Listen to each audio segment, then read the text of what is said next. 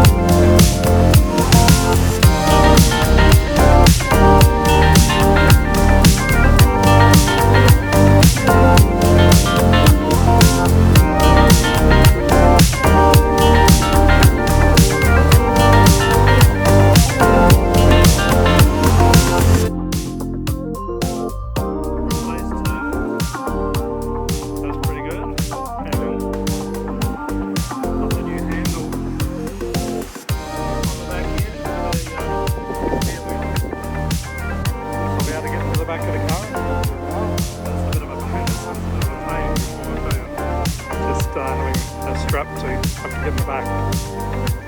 Just testing this handle out. It is definitely much easier to use than the other one. Pull that out.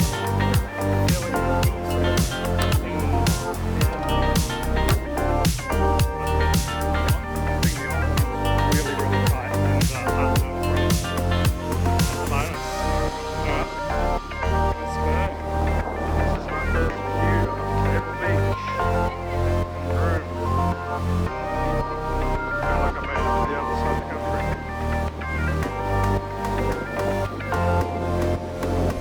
This is Cable Beach. This is my first time on the beach on the sand.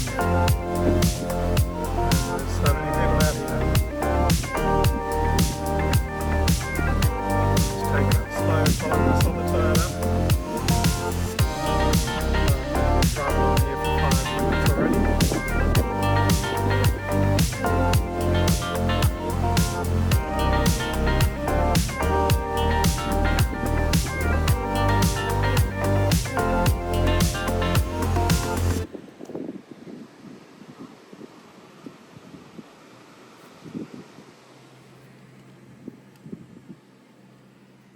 Howdy, I've come down to Cable Beach to watch the sunset, and I thought better do what everyone does and drive down the beach.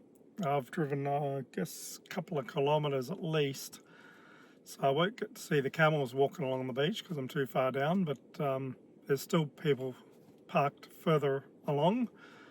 I don't know how far you can drive here, I don't know. It looks like miles still. I can see a few more cars down there. But yeah, the base is pretty firm. You just don't go up near the top of the beach. I will give the car a bit of a spray underneath once I've finished driving on the beach. So definitely by the end of the week or a couple of days, I'll give it a spray underneath, give it a good wash, and get any of that salty water out of there. But as I say, I'm not driving through any water, but the sand is fairly wet. So anyway, I'm going to have a look out the window there and climb out and take a few photos of the sunset. Hopefully it lives up to its reputation, and a lot of people just come here for that, so I'll send you some photos.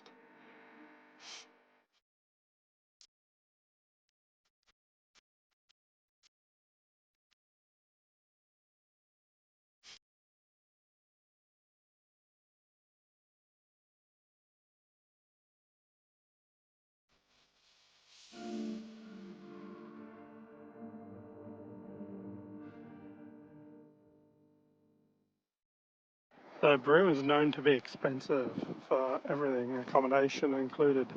So when I was looking for a caravan park, I did ring around, and some of them were $45 a night just for myself. This one here, Broome Caravan Park, they had a special on for $25 a night for up to 2 weeks, and then I think it goes up 5 minutes out of town. So the facilities here, they've got a really nice swimming pool, I'll tell you that. They do have a little camp kitchen right down the back. Toilets and showers are, not the most modern, but they're absolutely fine. They're cleaned every day, and there's a few cabins here, plenty of sites, pretty much all powered, which I've discovered, is a good thing in Broome. The humidity here is getting to me a bit. I thought, it'll be a bit cooler in Broome. There's a sea breeze, but it's just so humid. Not used to it. On the Gib was 41 degrees, I could handle that, but here it's 38, and just the humidity, so they knocks you around a bit. There's water tanks here in Broome. They've got big concrete blocks holding them down. I guess with cyclone season, they need a bit of protection, bit of help to stay put. So yeah, not a bad place to stay. A little bit cheaper than some of the others. I was quoted, I think the next cheapest was $30 a night for powered. So as you can see, they've got plenty of sites here. It's a pretty big park. This section they've closed for the end of the season. I've got another toilet block down that way, which is also just closed a few days ago. So they're sort of keeping everyone in this sort of one area, which makes it a bit more crowded, but yeah, there's a few people coming and going, a few spaces in between. And in the evenings, probably in the morning as well, haven't been up that early, but you get kangaroos and a bit of wildlife, wallabies. Someone said they saw a baby dingo sort of in this area. It backs onto a cattle station here. So this is where I'm at in the Broome Caravan Park. Got a fairly shady spot here. I was actually could have been on the site next door, which would have been maybe a bit warmer, but I've actually put the awning away because it was quite windy. First time I've had a powered site, and I'm running the air conditioning, and I think after a couple of days I can get the toaster out and the electric kettle out, and actually even put up the TV for the first time since I was in I think Ballarat about 3 months ago. First time I've been in one spot for it'll be 2 weeks I've booked in for here. Got a few neighbours, some coming and going, but toilet block's just over there. Got myself a little step. Yeah, all in all, I can recommend it as a place to stay in Broome. And so you're a little bit further out of town, but hop in the car and it's 5-10 minutes to Cable Beach, I reckon. Just picking the car up from Toyota after getting it serviced. No major issues. The only thing is they did replace the air conditioning filter in the cabin, so which had been done just before I left Melbourne, but it was pretty filthy, so needed doing. But and it wasn't horribly expensive, so thank you Toyota in Broome. Car should be good for another 10,000 k's. Check this out. How good does that look?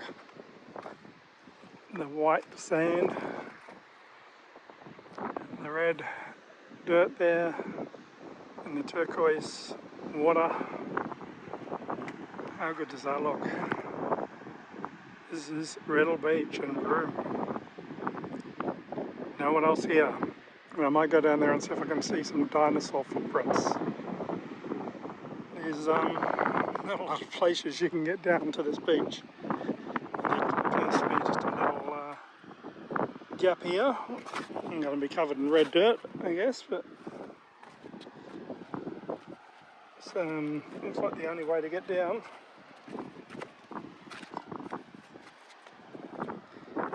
Got my Australian safety shoes on. I don't know how I'm supposed to find dinosaur footprints in here.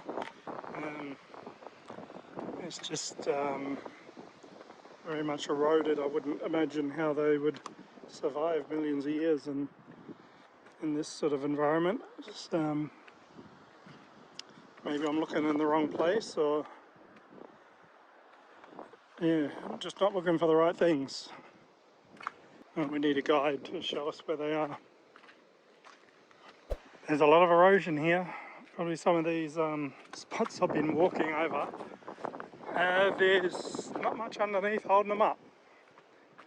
And I might go down there and take a couple of photos in a minute. This is a fair way down there. I think on the way back I'll take this way around. And there's a long way down there, I'll tell you. As long as this doesn't give way, I'll be good. I did walk along the top of that just a little while ago, and obviously underneath it to get to here. Yeah, I don't know how much longer that's going to stay there. Sometimes I feel like I'm 21. Not. Anyway. After admiring that view, it's just a matter of getting back down again. What goes up must come down. Don't know if you can get an idea how deep that hole is, but it's deep. And there's plenty more of them. Well, it looks like I might have to be satisfied with that as my dinosaur footprints for the day. I did see a few holes in the rocks that probably were dinosaur footprints. There's various types, but I didn't see any that looked like these. Anyway, That's okay. Late. Battery's getting low.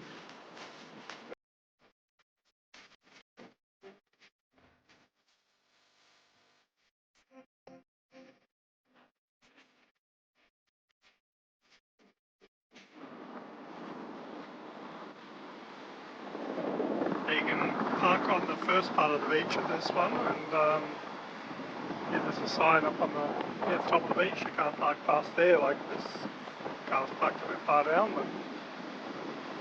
So I was going to go to Cable Beach, but this is something a bit different. I was at that point there and I thought I was close, so I'll just come here instead. Not a lot of cars here.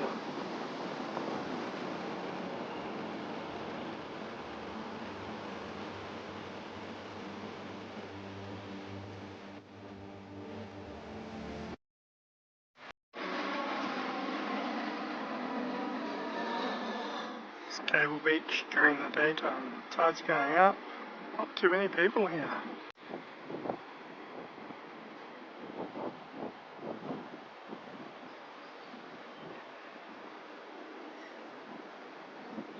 So I'm here at Performance Tinting, getting a new windscreen. They're agents for O'Brien Glass, so they do all the insurance work around here. You haven't got a lot of choices in Broome, but done a good job. Got the windscreen on, ready to go. So just got to leave the tape on for the next half an hour and avoid corrugated roads. So I'll take it easy over the speed humps in the caravan park. So happy to have new windscreen. Haven't got that crack in front of my eyes. Got the mirrors on there and got the rear wheel carrier. And the car serviced. What do you do when you got ants in your caravan?